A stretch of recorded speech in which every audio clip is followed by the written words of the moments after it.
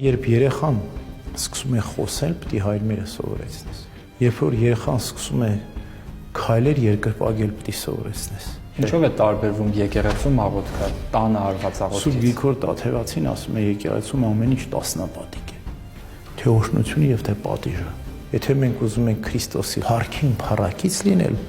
խաչին էլ խաչակից պետք է լինենք, մենակ ապաշխարություն գոչելով ասելով չեն ապաշխարում։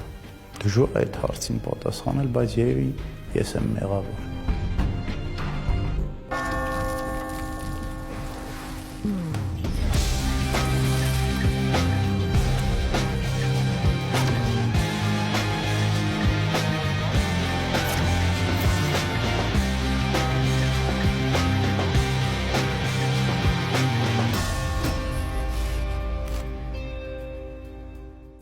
Աստվածօգնական հայր Սրբ, Աստված պահապան։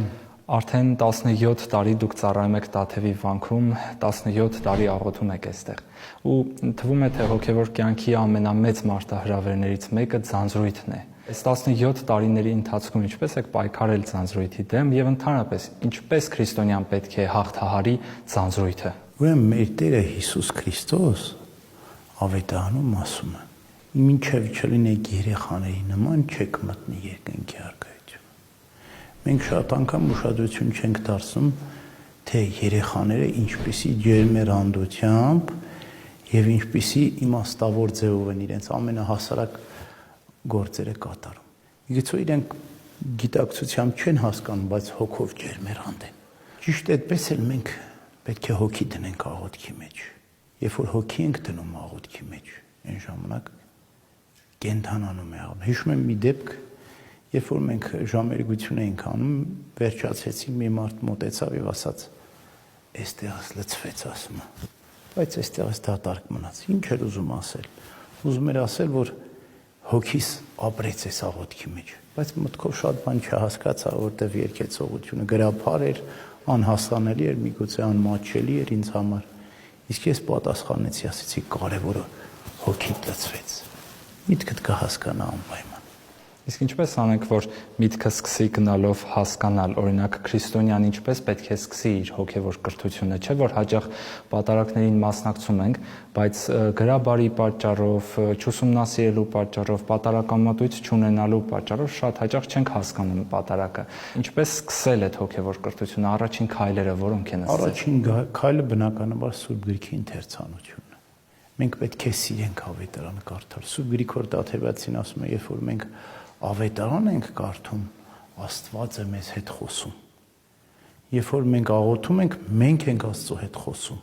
Սուրբ Գիրքը մենք պետք է ընթերցենք, պատարակը ուրիշ բան չի, Քրիստոսի խաչելության խորհուրդն է։ Պատարակումն, զոհաբերությունն է, Քրիստոսի կյանքն է, ծնունդից սկսած մինչև համբարձում։ Առանց Սուրբ Գրքի իմացության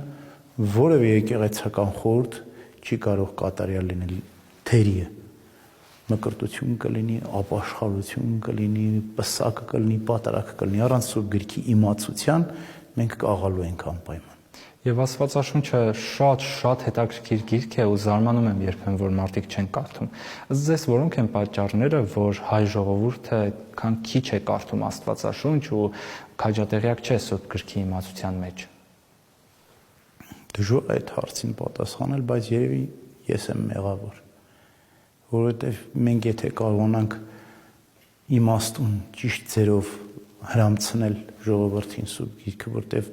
անհատնում գանձ է Սուրբ Գիրքը։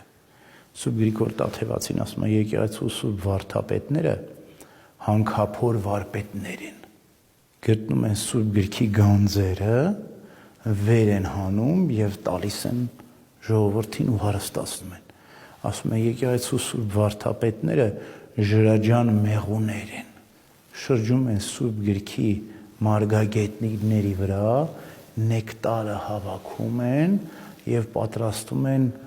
անուշահամ ու անուշահոտ մեղր, որը եկեղեցու սուրբ վարդապետությունը, եւ տալիս են հավատացյալներին։ Մենք պետք է ձեզ գանձերը տանք, մենք պետք է մեղրը ձեզ հրամցնենք, մեր մեղքն է։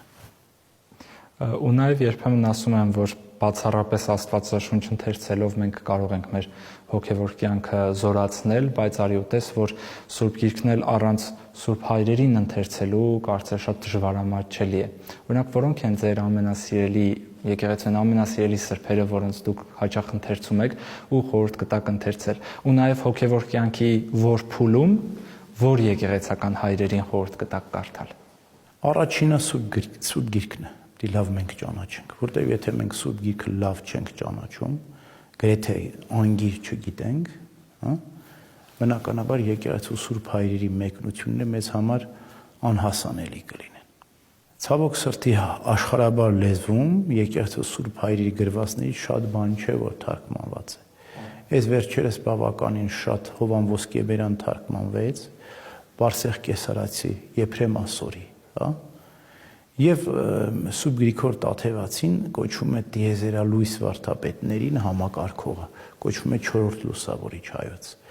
Սուրբ Գրիգոր Տաթևացու վաստակն ինչու՞մ է, որ կարողացել այս 12 տիեզերալույս վարդապետների ամբողջ վարդապետությունը ամբողջացնել, համակարգել եւ տալ մեզ